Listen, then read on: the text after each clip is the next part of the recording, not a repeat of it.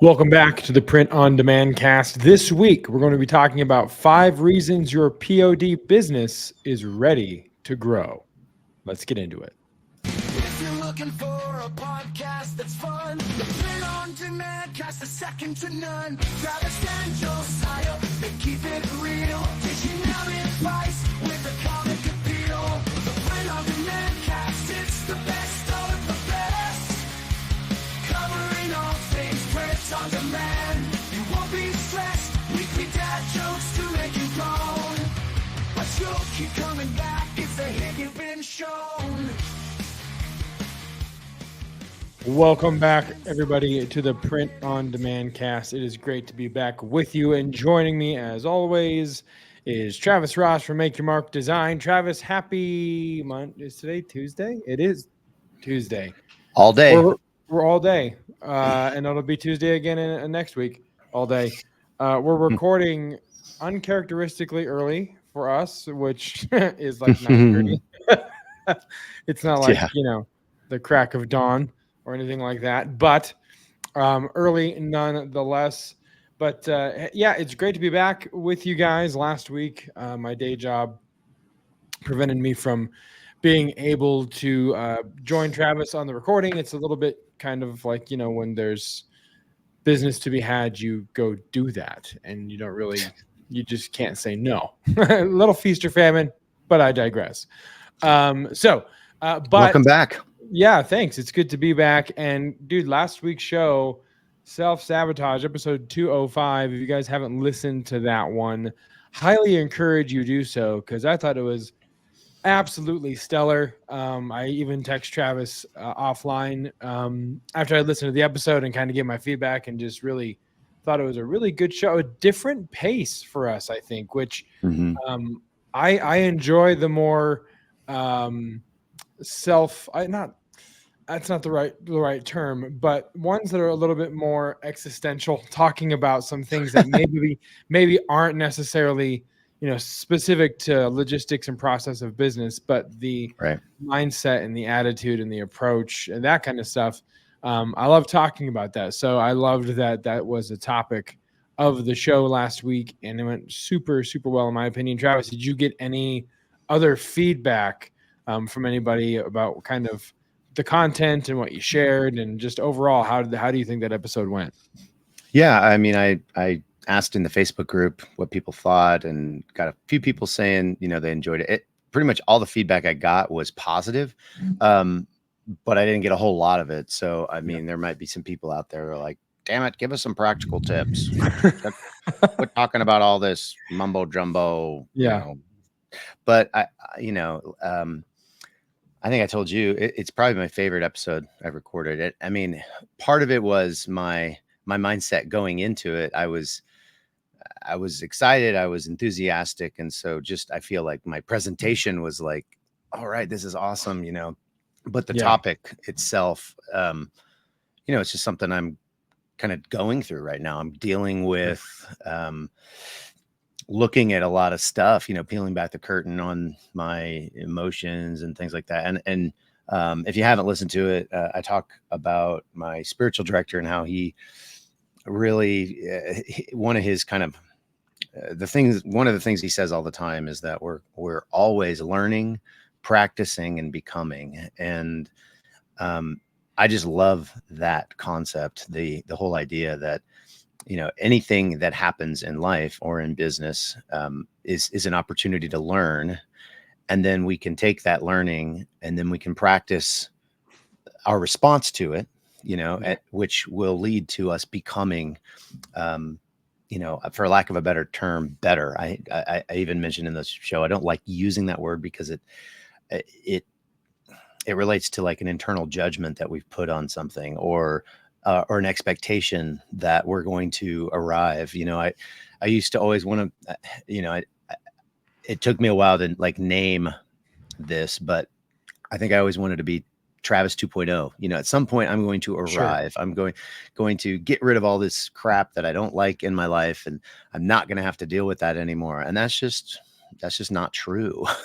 Yeah. You know, life is life, and there's going to be ups and downs. And the key, I think, really is to practice so you can become, you learn from all this stuff. And as you get older, you learn more. And if you slow down, you can start allowing those things to really teach you, so you can practice to become more at peace, become more, a better business owner. I mean, the list goes on.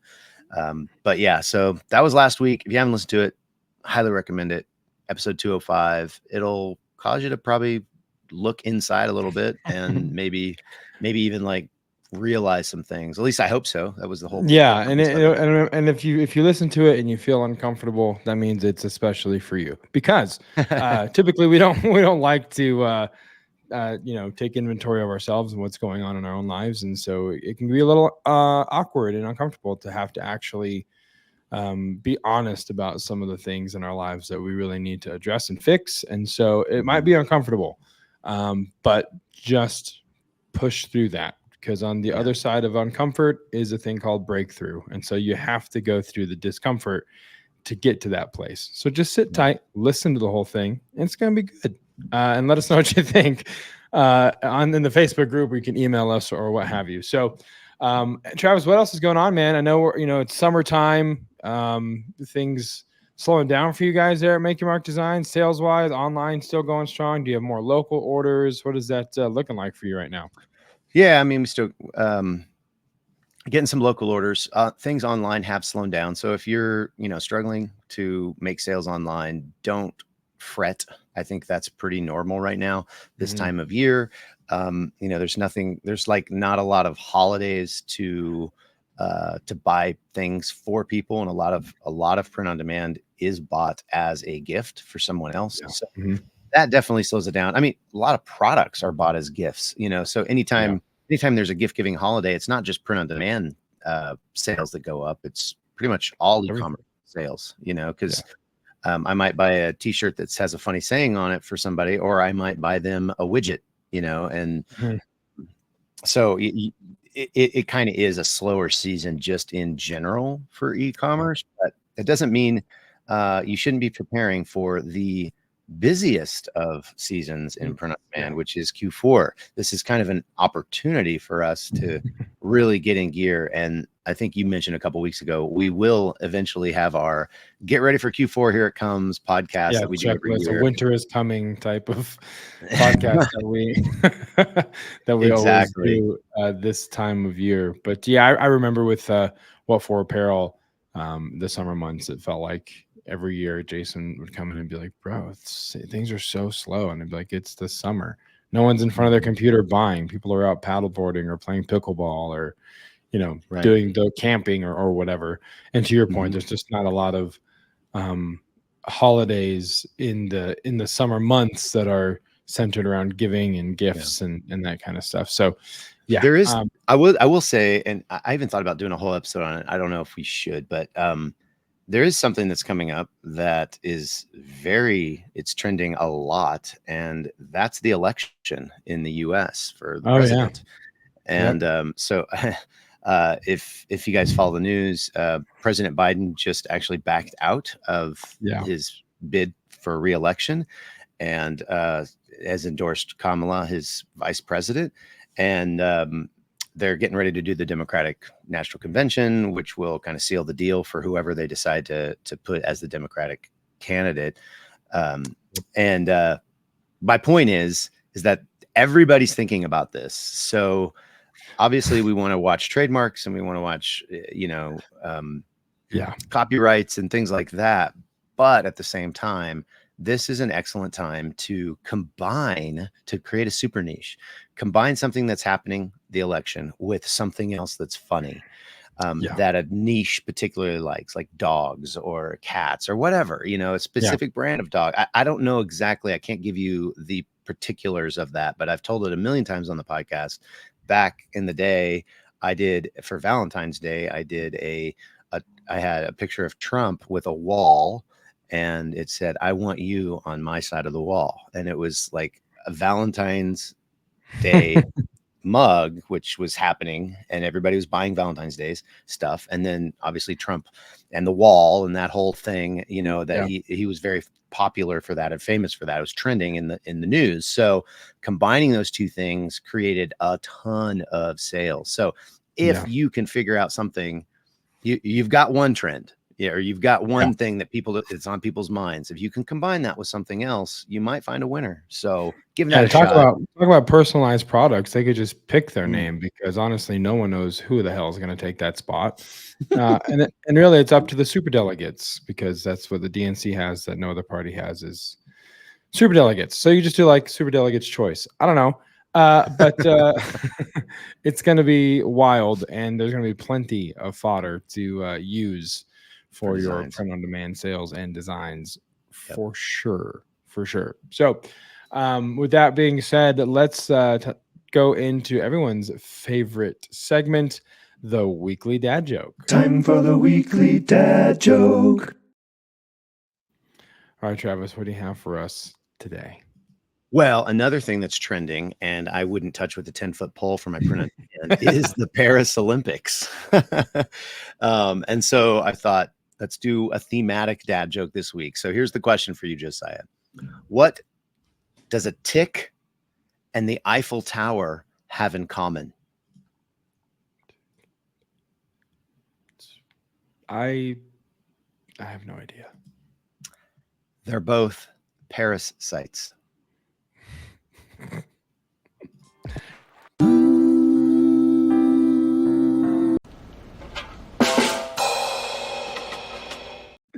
That was the wrong bumpers multiple times. I thought you were like, that was so bad, we're just going into the next segment. That's great. Oh no. Yeah, that was me pushing a thumbnail that I thought was a different thumbnail, and then it just it went real south from there. It was not a dad joke, but a dad faux pas. I don't know. Trying to pressure. That's me. Yes, that was me. Exactly. All right. Well, I jumped the gun a little bit, but hey, we're going to go to the point of interest. After that, we're going to talk about the 5 reasons your POD business is ready to grow. So if you want to know what those 5 reasons are, stay tuned. We're going to get to it in this week's main event. But first, we actually have a point of interest this week, which I'm pretty excited about. So cue the cheesy, romantic, inspirational music.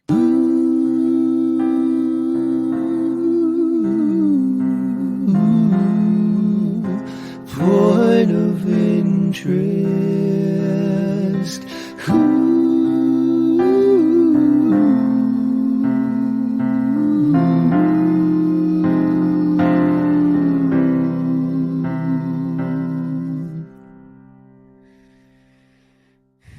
All right, Travis, this week's point of interest, we found it actually, and the link's going to be in our show notes, but we're talking about some print-on-demand statistics and trends for 2024, and there's a lot here that is kind of projected as far as like the compound annual growth rate and stuff like that, but that's not necessarily, I mean, we're going to touch on some statistics here. So anything that is in this 15 stats and statistics that kind of catch your eye, or something that you think is, oh, that's an interesting statistic, or what do you want to highlight here from these 15 stats for about print on demand in 2024?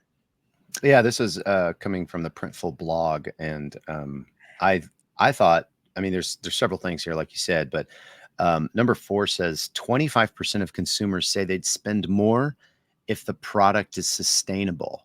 And I thought, wow, that's a lot, you know? So, you know, if you were ever thinking about printing on, you know, some bamboo shirts or something like that, or, you know, some type of sustainable fabric for your apparel, or I mean, I think when we think about print on demand, or we think about sustainable, we're probably thinking mostly about apparel, but still, I thought that was really, really interesting. 25% of consumers say they'd spend more money if the product is sustainable.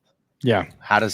What are you going to do with that? You know, I mean, that's just good data to have, and potentially launch a new product, or highlight the your sustainability of your company or of your product on your listing. What, there's a lot of things that you could do with that data. Yeah, 100%. We used to, there was one shirt we did that was kind of that sustainable cotton, or maybe it was All Made, because All Made's pretty eco-friendly, or they make a pretty large to do about them being eco-friendly and sustainable. And so I remember when we brought them in to print some of our shirts on, we did like this thing on our website and on each product that talked about All Made, their eco-sustainability, because that's the kind of stuff that's obviously certain people are going to be looking for. Some people are very cognizant and aware of the impact that the products can have on the environment. And so that's something that you're going to want to also lead with. To that end, number 5 on this list, the eco-friendly clothing segment will reach 10.1 billion in global annual sales by next year, currently at 6.5 billion. So it's going to be a pretty large a lot of increase billions there, a lot of billions. And so just something to keep aware of. The other thing I thought was interesting on this list, because we talk about, and we are going to talk about in our main event, the 5 reasons your POD business is ready for growth. Adding listings to your stores, to your Amazon stores, to your Shopify, to your Etsy. Number 13 says the most successful POD stores add on average 7 new products to their store monthly. So it says, the top 1% of POD stores add 7 new products every month. And to avoid overcrowded catalogs and customer decision paralysis, they review their offerings regularly. Now, I think that's probably a little more applicable when you're looking at a storefront, maybe an Etsy, maybe a Shopify. Amazon, I don't know necessarily if you're going to review all of your listings and take down ones and kind of constantly recycle. Right. Maybe you do. Sure. But I think that's more if it's like Etsy, Shopify, and you're doing some stores on those platforms. It's good to keep the offerings fresh and then add those 7 new every month. Yeah, I mean, part of that is to avoid analysis paralysis for your customers. You take some products down. We've talked about that in the past. If you're doing a Shopify store, don't launch with 50 products. If you're doing an Etsy store, absolutely launch with 50 products. It's kind of just a different strategy depending on what you're doing. But Shopify in particular, you just don't want to have so many things that a customer comes and they're just like, whoa, I don't even know where to start. So because that is a thing, and they will bounce off your site and go somewhere else and find something. But so I get the idea behind just adding, 7 products or, per month as the average. So that's kind of cool. Yeah. I thought, here's something that I thought interesting. The average print on demand profit margin is 20%.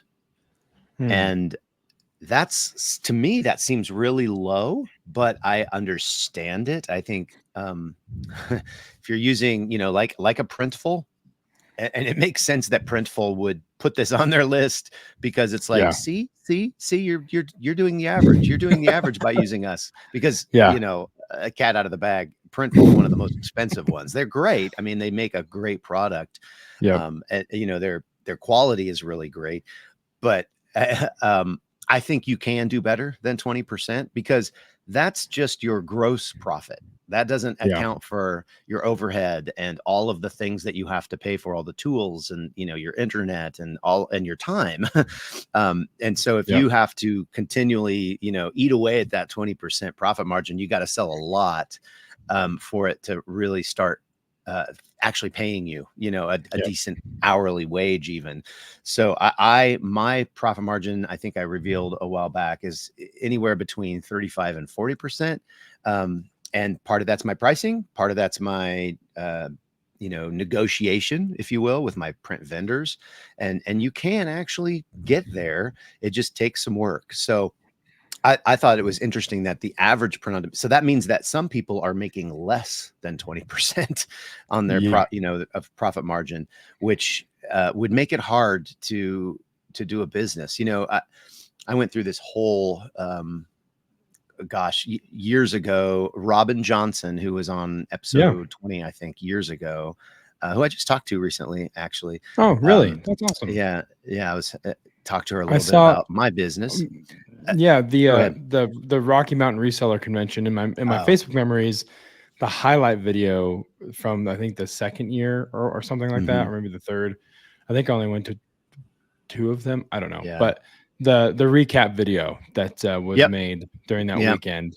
And Robin, I was like, oh yeah, I remember this, and clicked on it, and Robin popped up, and I was like, oh, Robin Johnson. Like, and then so I was like, what is she doing these days? Because it's been forever since she's been on the show. And so it's cool that you've talked to her recently.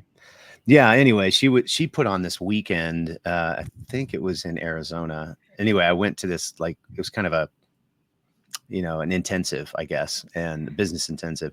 And I remember, you had to bring your P&L and you had to bring your balance sheet. And we were actually looking at other people's P&Ls and balance sheets and trying to identify health in businesses and unhealth, and where could they trim and where could they, all of this stuff. And it was really interesting.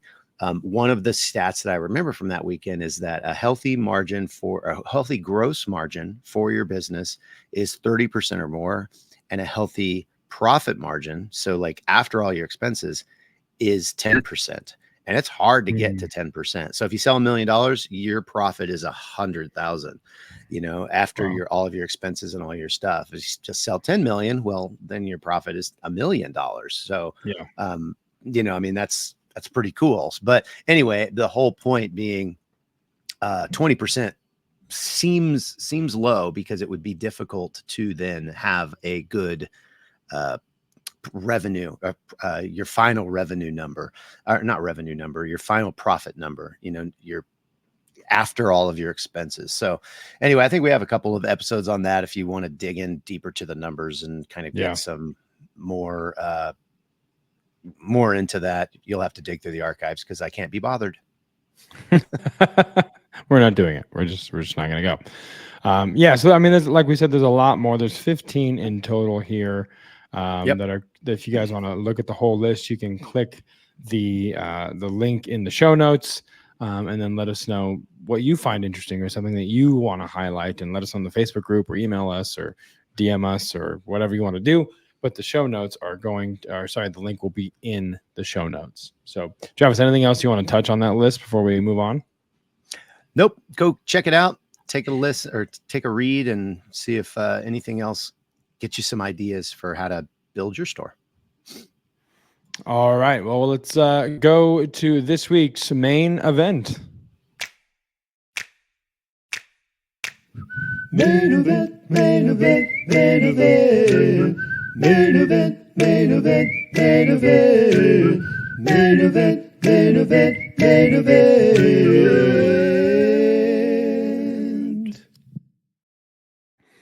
All right, we're talking about 5 reasons your POD business is ready to grow. So, Travis, talk to us a little bit about, what this kind of 2 segments, right, to this main event. So kind of give people an overview of what the segment's going to be, and then we'll kind of dig into the specifics of each, and then go from there. Yeah, the whole idea of this, these 5 reasons, they may seem challenging to you, and they may actually kind of feel like, oh, I'm not doing that. I'm not, blah, blah, blah.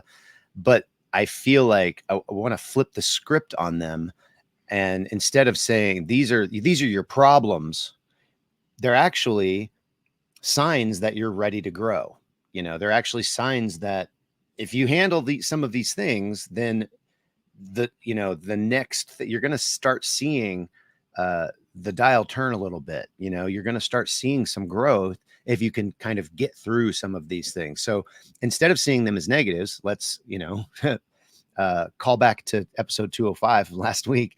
Let's change that. Let's change our perspective and see them as opportunities instead of challenges, or pain points, or any of those negative connotation words. Let's change it and say, that's opportunities. These are opportunities for me to grow. And so that was kind of my idea with these 5 things. And then, like you said, at the end, we'll kind of touch on them from a now what perspective and moving forward.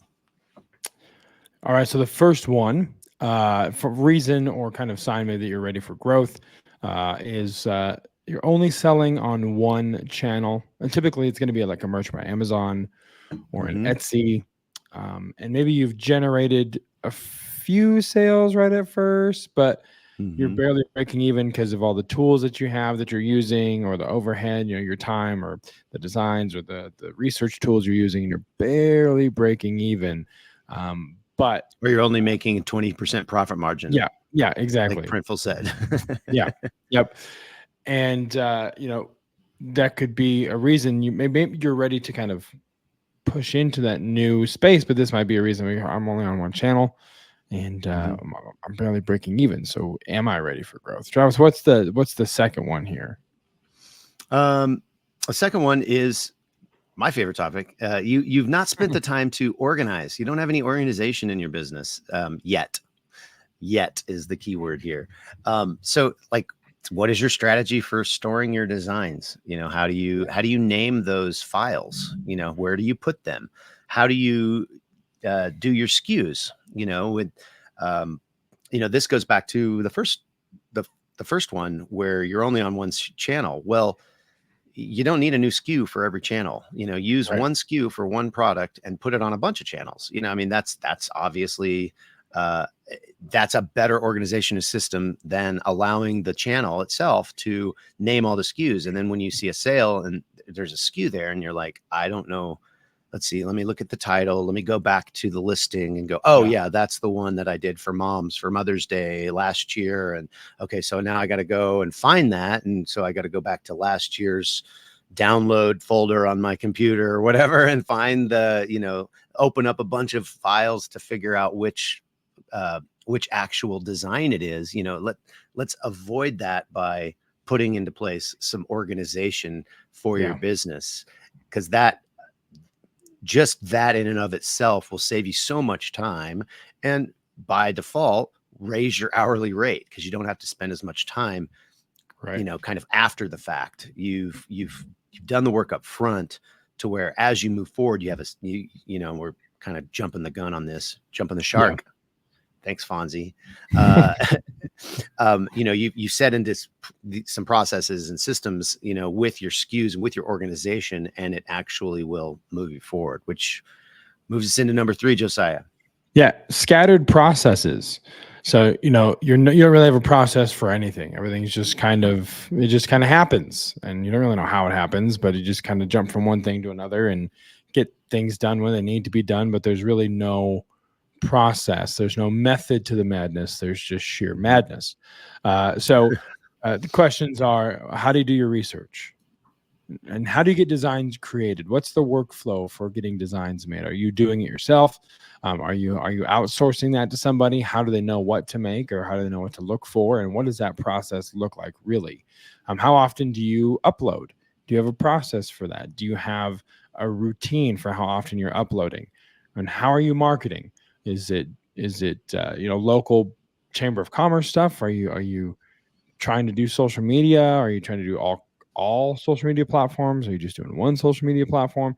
So you need to have some processes to help you refine, for your own sake, how things work, and kind of streamline things so that you don't feel scattered in your own mind when you're approaching things to be done. And then eventually what will happen is when you do that right now, when you do it on the outset, when it's just you, when you begin to bring more people on, when growth comes and you're getting more VAs, or maybe you're hiring someone to come in and help with production if you're doing production, or maybe you're hiring a designer, whatever that looks like, those processes are outlined, and you can then move them on to the person that's coming into that seat and modify it accordingly. But at least there's a very sound, solid structure and starting point for the processes that go into every facet of your business. Because if you don't do that, you will feel super overwhelmed, but that's because you haven't taken all of the things and put them in their place in terms of processes. And so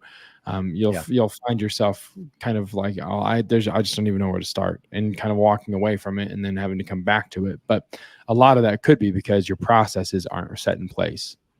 Right. Yeah. And I have a lot to say on that. And we have talked a lot about processes and SOPs, standard operating procedures, in the past. But I'll just I'll just say it now, even though it's supposed to be in the second part. But write these things down. Open up your computer, take some time, and think through the different areas, and create a folder somewhere on your computer and call it SOPs or standard operating procedures or processes or whatever. And then in that have subfolders for the different areas of your business that you've just identified. So maybe it's listing, maybe it's design, maybe design processes, listing processes, marketing processes, and then create documents in there that are actually written processes, step 1, 2, 3, 4, 5, that you are thinking through. And these things can change, and that's totally fine, and they probably will over time as you learn more and you can practice new things to become a more successful business person. Look at that. Look what you did, folks. I'm calling back to 205. That's all right. I was day. gonna say, in business, that's called a callback. And by business, I just mean it is a acting term and a script writing term, but I use it in my everyday life. So I like that just happened. So good job, Travis. Thank you. Loving the callbacks. All right, moving on. Number 4, working on your business in spurts, which spurts is one of those words. If you say it multiple times in a row, it's like, that's a weird sounding word. Spurts. Kind of like bowl. Bowl. If you get that reference, let me know if you know what that's from. So Travis, talk to us a little bit about spurts. Not spats or spits, but spurts. Spurts. I should not have written that word. That just totally derailed us. Talk to us about spurts. Yeah. So, I mean, you know exactly what I'm talking about. You come home and, from your day job or whatever, and you sit down, you check if you have orders, and then you're like, I should probably work on this design, but I don't want to. And so you just decide I'm going to do something else, or maybe you go a couple of days without even checking to see if you have a sale. You don't even know, you didn't check your business email and see if there's any customer service question. There's no rhyme or reason. You just kind of work on it when you feel like it. And there's several reasons for this. Some of it's personality driven. Maybe you're a little bit more scattered. I'm definitely more scattered than the average person. And so I have to really, really focus on this. The other reason could be you've been doing it so long, and you haven't seen the results that you want. You're just kind of overwhelmed, or you're kind of done with it. You're frustrated. And so it feels like so much work to open up that, email box and find out that there's no emails, or look at your sales data and find out, man, I only sold one thing on Merch by Amazon, and that's it, or whatever. And so you just don't even mess with it, and then I guess there's a third reason. Some of the channels that you can sell on, like a Merch by Amazon or Amazon Merch on Demand, are a little bit more hands-off. I mean, because it's a royalty-based platform, you really don't have to worry about the customer service or anything. As long as you uploaded it right, if it sells, it sells. If it doesn't, it doesn't. It's mailbox money at that point, for the most part. But you're not moving forward because you're just working on it in spurts, or you're just working on it when you feel like it. And so, do you even have a schedule for this thing? Maybe you do, maybe you don't. Do you stick to it? Maybe you do, maybe you don't. But I feel like if you can overcome that, there is some opportunity for you on the other side if you put into practice the things that will help you become a more successful businessman or woman. You devil. So basically, the point of that is that working in spurts hurts if you aren't. 5.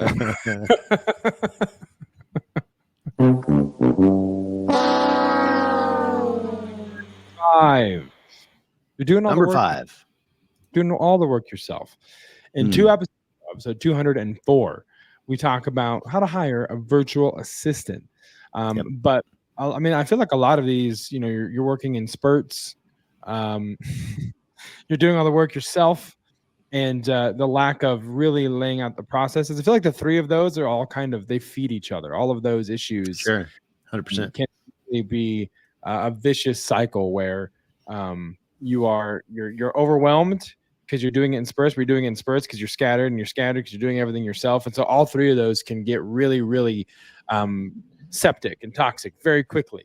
Right. It's all happening at once. But if you're doing all the work of yourself, you are limiting your ability to really work on the business instead of always working in the business. And we talk about that difference a lot.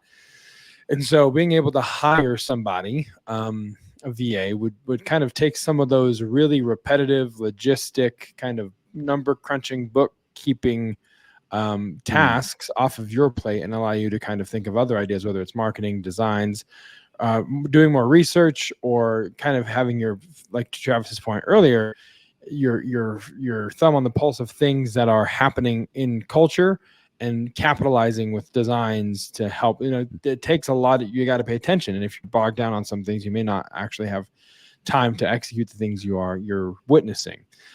So that's another huge one. Again, episode 204, we talk a lot about that. So moving on, Travis, to this kind of like what now part of the main event, giving some I guess tips or insights or advice to those 5 areas and things that people can do, and getting a little more in depth. Obviously, we're going to reference at the end of this. There's an episode where we go kind of a little bit deeper in some of these areas, but kick us off, man, on the second half of kind of the now what part.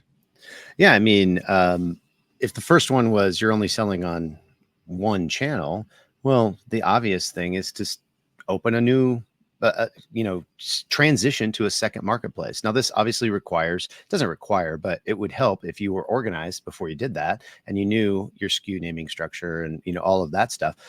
At the same time, having a second marketplace, we talk about this a lot. These are your assets. These designs are your assets. There's no reason that you shouldn't put them on another marketplace or even another product. A lot of coffee mug designs go great on t-shirts and vice versa. And a lot of t-shirt designs go great on, wall art or, so there's a lot of different things that you can start to do that will expand your internet real estate footprint, if you will. And one of them, in my opinion, one of the biggest ones is a second marketplace, because even if you don't put it on a new product, you do have certain assets already, not just the actual design, but the mock-ups that you created for that first, marketplace. Just reuse them. If you are a Merch by Amazon, unfortunately, you don't have those mock-ups, but get a software program like Placeit, and it's very simple to use. It's very easy. It's very intuitive. And you can go to printonamancast.com/Placeit, and we'll get a small kickback if you want to subscribe via that link. But it's not expensive. It's really easy to use. And you can start making these mock-ups to then prepare to go to another channel. So maybe if you're only selling on Merch by Amazon, it's time to open an Etsy. If you're only selling on Merch by Amazon and Etsy, maybe it's time to look into Amazon. I know everyone's like, for whatever reason, people are really nervous about Amazon and they think that it's going to be very difficult. And honestly, it's the 800-pound gorilla. And sometimes they do weird things, but most of the e-commerce sales that are happening in the US in particular are happening on Amazon. They're not happening on Etsy. Yeah, Etsy has a lot of sales. Merch by Amazon is on Amazon. So, yeah. I mean, there's just a whole reason here to think through expanding your marketplaces, and particularly also your products, if that is kind of a next step for you. Even Walmart. Walmart is open the floodgates for new sellers. Now, yes, there are some things that you have to jump through, hoops that you have to jump through. You can learn all about that in our Facebook group and in previous podcasts. You can ask a question on our Facebook group. How do I get onto Walmart? What are the things I need to look for? And you'll get answers. So really the only thing holding you back from joining these other marketplaces is most likely it's just fear. It's you don't know what to expect. You don't know the process to do it. And so you just don't, it could be time, it could be other things, but I really do think for the most part, those are excuses. You just don't understand how to do it. So reach out, find out how to do it, and go do it. Yep. And talking about scattered processes, if you're in that space as well, I referenced it a little bit in terms of the social media aspect or marketing. Like, what are you doing? Where are you doing it? And establishing that process. We've talked a lot about maybe don't go on every platform and try and post every day on every platform. Maybe it is you focus on one. I've talked about, TikTok was very successful for me. Instagram was successful for us with What For Apparel. But maybe you just dial in on one platform before expanding to all of them, and just go all in on one, and using calendars, Buffer, Later, those kinds of programs to help schedule out these things in advance, so you can make everything in bulk and then just schedule it out. I know that Meta is able to do that now with Facebook and Instagram, which is nice. But if you're wanting something that reaches multiple platforms, there's other programs like that as well. And Travis, I know you'd been talking to me recently about paid ads on social media. I think Facebook is what you were particularly looking at in terms of the paid ads. But talk a little bit about how that could be advantageous for people that are wanting to maybe go all in on that Facebook platform. Yeah, if you have a Shopify store, Facebook still actually works. You have to test a lot. If you don't want to test, if you don't want to spend the time to learn about which products people want and which demographics are buying products, it's probably not for you. If you don't want to really dig into the data and understand and spend enough to allow Facebook to start serving your ads to the right people. Because when you first start a Facebook ad, you're in the learning phase, or Facebook is in the learning phase, because they're learning about this demographic that you've just created by your targeting. And so over time, it'll get better at serving the ads to people that are more likely to buy your product. But even then, you'll still have losers. You'll still have things that just don't go well.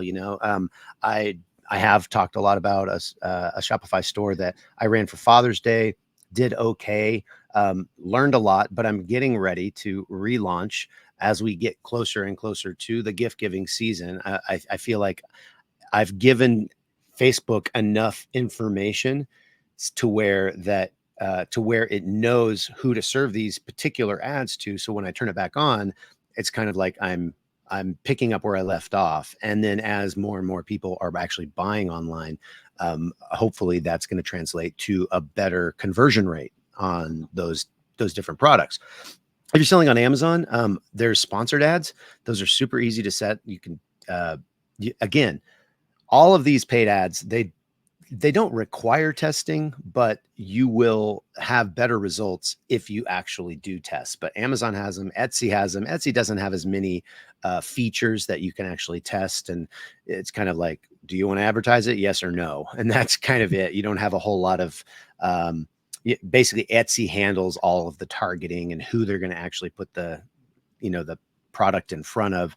But even Walmart has ads. So if you are really wanting to go deep into down the rabbit hole, paid ads is another way that you can start to market some of your better selling products to give them a larger exposure and potentially increase not only the actual sale from the ad, but when an algorithm, and Etsy is an algorithm, Amazon's an algorithm, Walmart's an algorithm, Google is an algorithm. When an algorithm finds something that people like and they start buying, Facebook, they're going to learn that they need to rank this higher. So it's theoretically and probably truthfully going to also boost your organic reach. So free sales that you didn't have to pay for should be coming more and more as you get sales from your advertising.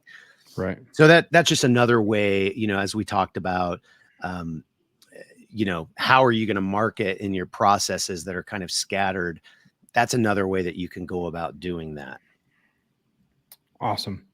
Also, putting yourself on a schedule. I know, Travis, you mentioned that as well, but talk a little bit about like people setting goals, or how many designs per week or listings created per week, and kind of getting that routine and regimen kind of solidified there. Yeah, I mean, I have a schedule a calendar that I kind of live by, and I put everything on it. And I have times that I call focus times, and I focus on a specific task. I might even go into that calendar, and in the notes section of that particular task, I might make a to-do list that these are the things I want to accomplish during this time. So, I mean, you can get as granular as you want. And I think for me, it helps a ton to have a little reminder that says, okay, it's time for your focus time. And then I can open that up and see, okay, oh, this is when I wanted to do some more listings. This is when I wanted to email this particular client about this particular thing, or whatever the thing is that I need to do.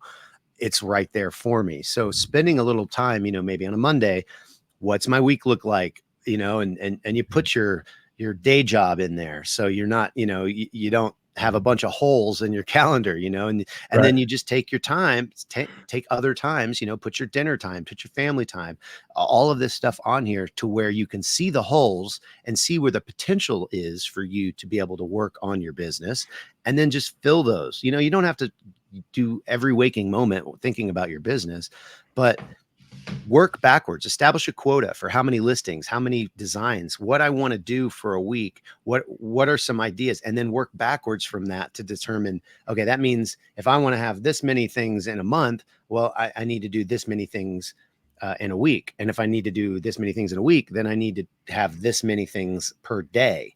Yeah. And so it's constantly planning, and it goes back to kind of your processes and things like that. Put it on your calendar.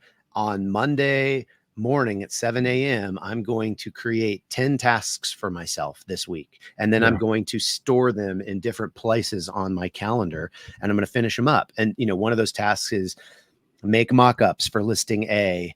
One of those tasks is create listing for the things mock-ups that you made on Monday, or, or it's go into Etsy and research with Everbee, 10 listing ideas for new designs and new products or something like that. So there's a whole lot of things that you could be doing, but because you're overwhelmed, because you haven't seen the fruit, you've kind of slowed down a little bit, and you're just kind of over it. But if you make yourself plan, it's a lot easier to do later.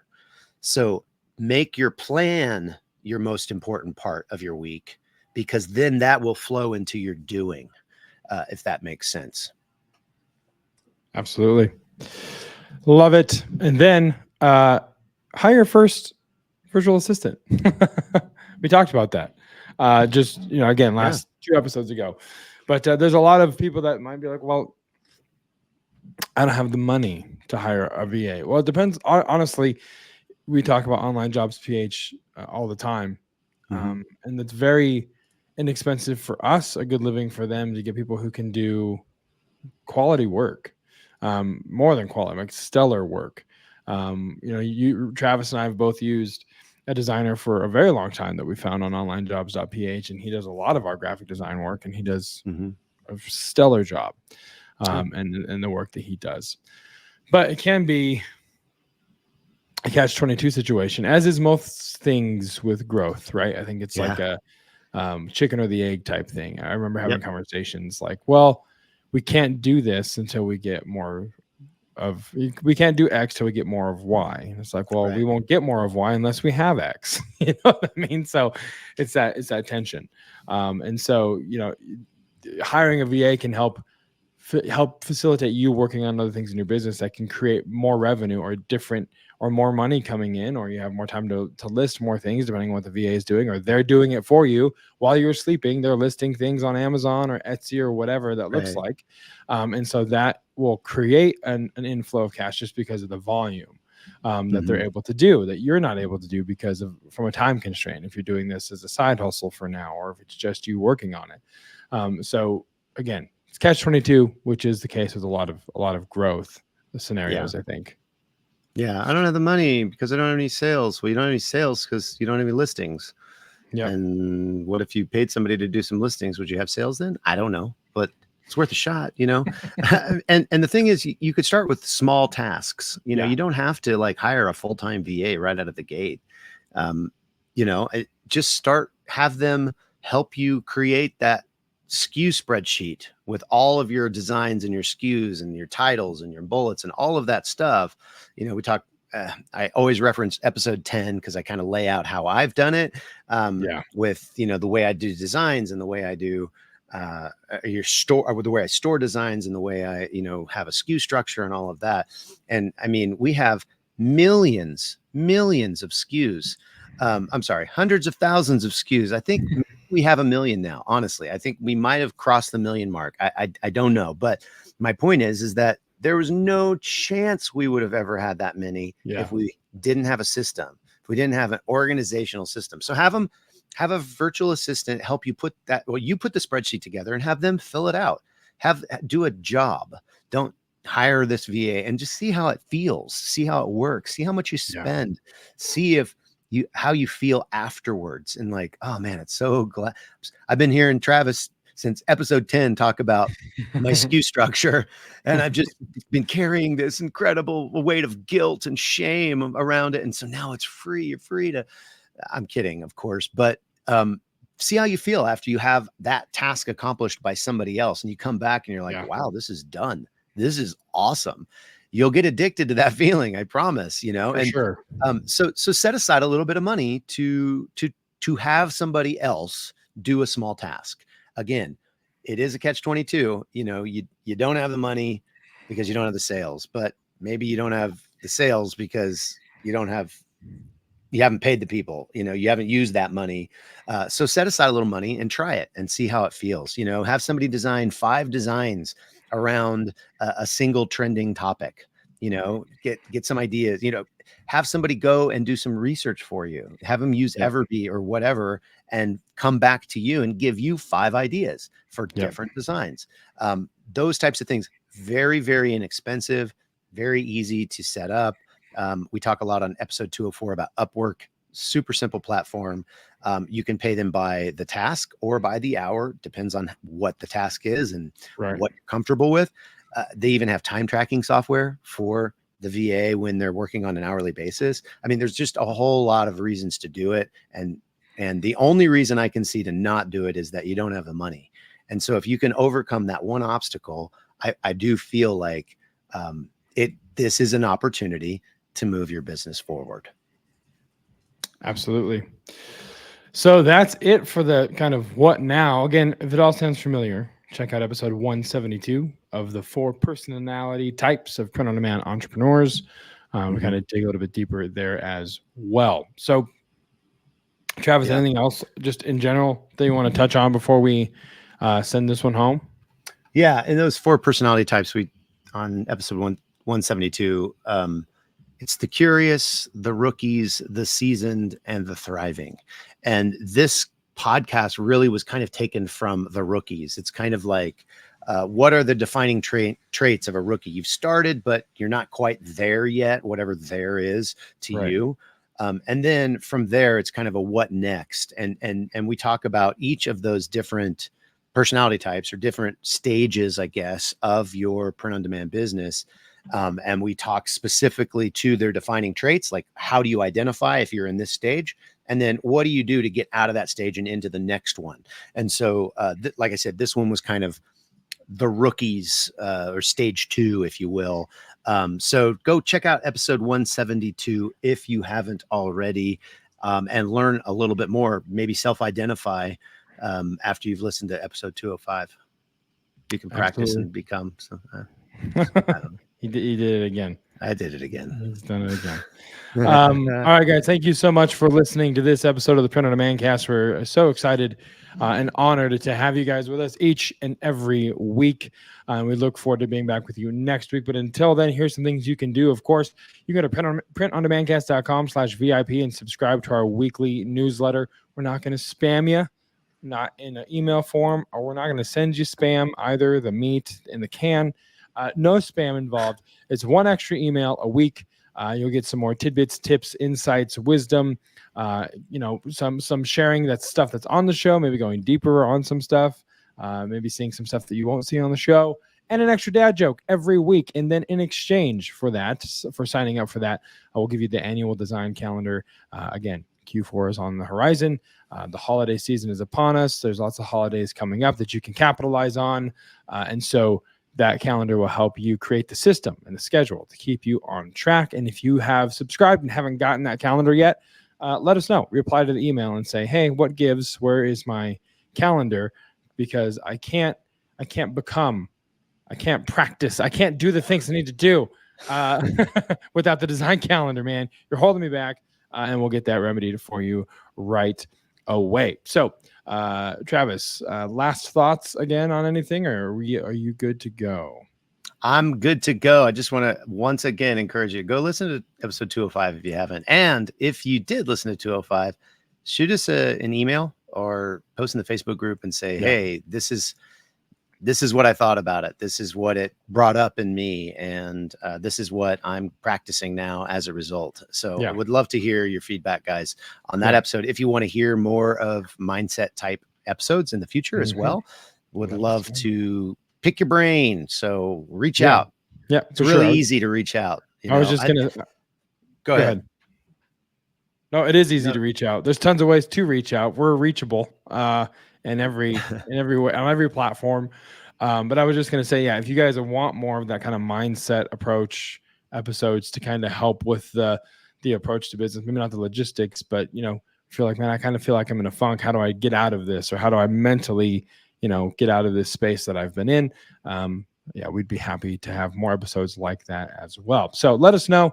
Facebook group, Instagram, reply to the email when you subscribe, printondemancast.com/VIP, and we will talk to you there. But until then, for Travis, I'm Josiah. We'll see you next week right here on the Print on Demand cast.